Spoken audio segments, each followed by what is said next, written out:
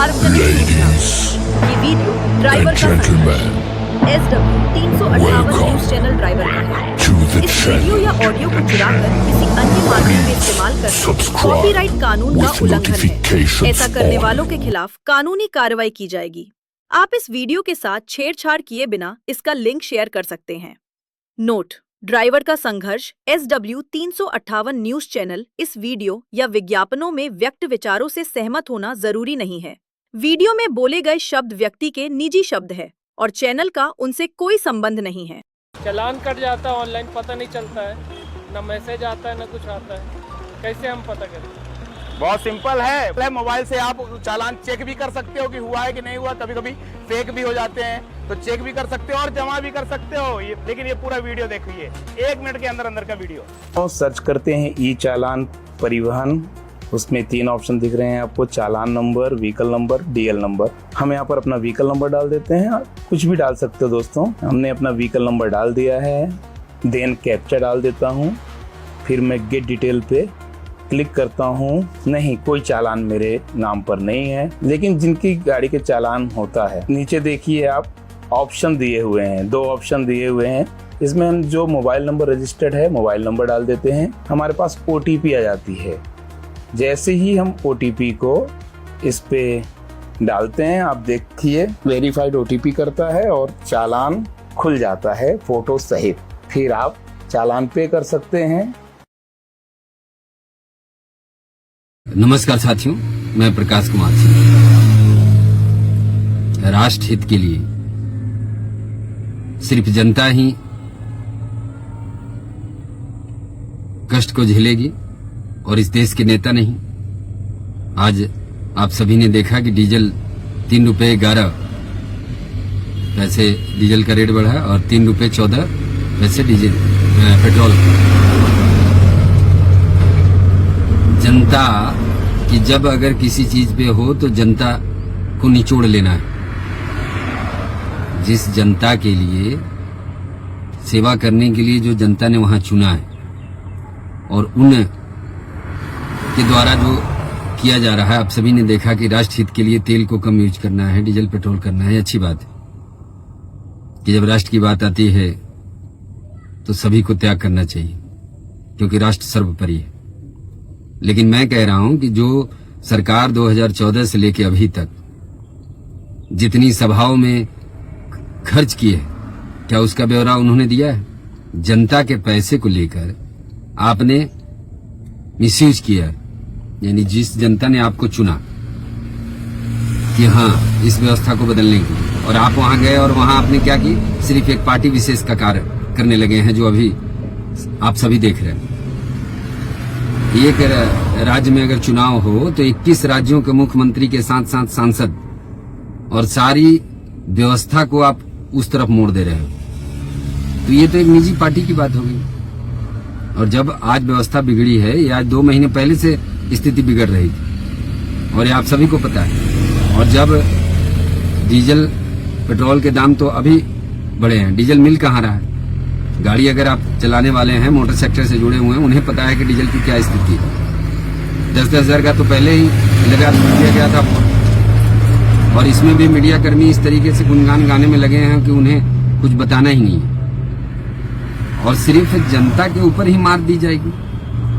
अगर आप सत्ता में बैठे हैं जनता के द्वारा, तो इसमें एक कमी और भी है कि अगर लोग सरकार से मुफ्त की बात करते हों तो व्यवस्था तो यही बनेगी। जब अगर सरकार मुफ्त किसी को कुछ दे रही है तो कहां से देगी?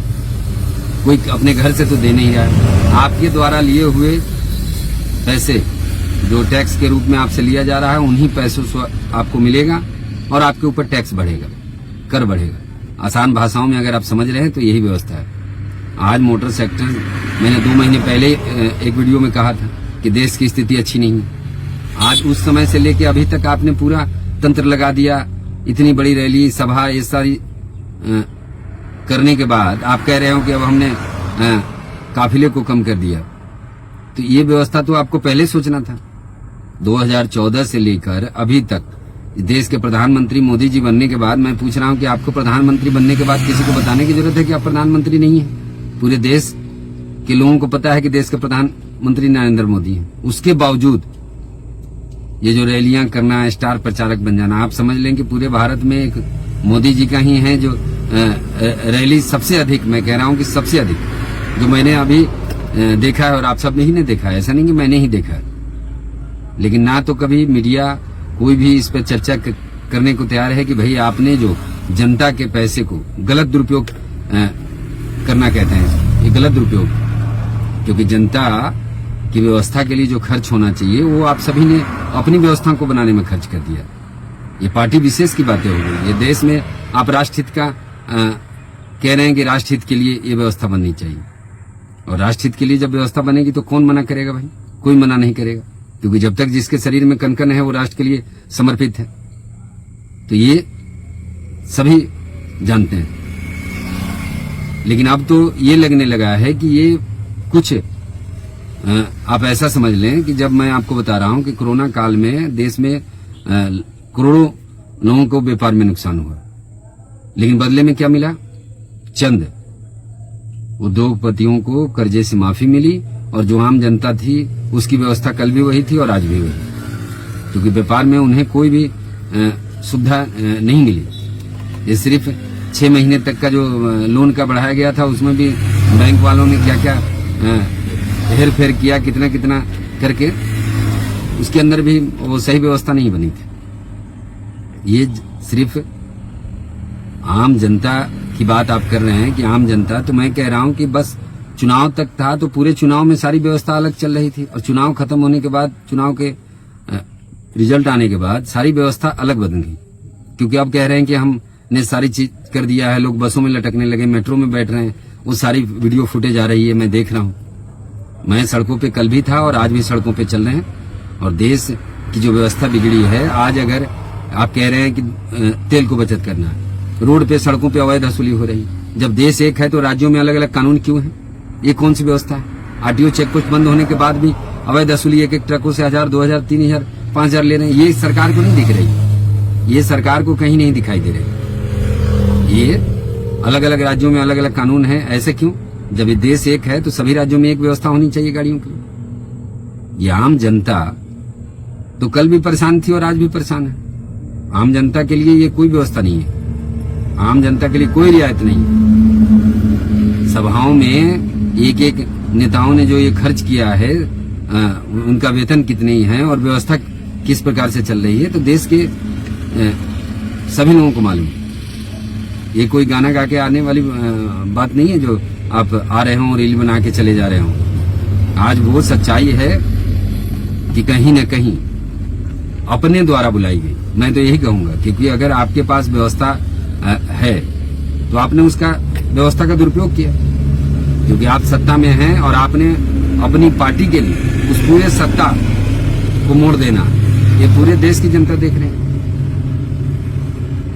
आज डीजल में बढ़ा है किराया, आज से 10 साल पुराना पहले जो थी वो है, और देश की अर्थव्यवस्था का पहिया कहे जाने वाला मोटर सेक्टर आज बर्बादी के कगार पे है। सिर्फ टैक्स टैक्स टैक्स, कदम कदम पे टैक्स। जब टोल टैक्स देंगे, रोड टैक्स देंगे, परमिट भरेंगे, इंश्योरेंस भरेंगे, फिटनेस करेंगे, ये सारे चीजों का उसके ऊपर से जबरदस्त चालान, जबरदस्ती करने वाली बात, ये अवैध चालान जो कर रहे हैं, तो ये सारी व्यवस्था सरकार, आप ये समझ लें कि हम अगर समझना चाहते हैं तो हम पहले भी गुलाम थे और आज 79 साल हुए, मुझे लग रहा है कि फिर हम उसी गुलामी की तरफ जा रहे हैं। बशर्ते की व्यवस्थाएं अलग बन रही है, लेकिन आज आप ऐसा समझ लेंगे आज हम सभी गुलाम होते जा रहे हैं चंद पार्टियों के, चंद उद्योगपति और चंद नेताओं के द्वारा इस देश को गुलाम बनाने की साजिश चल रही है। जय हिंद, जय सारथी, जय भारत।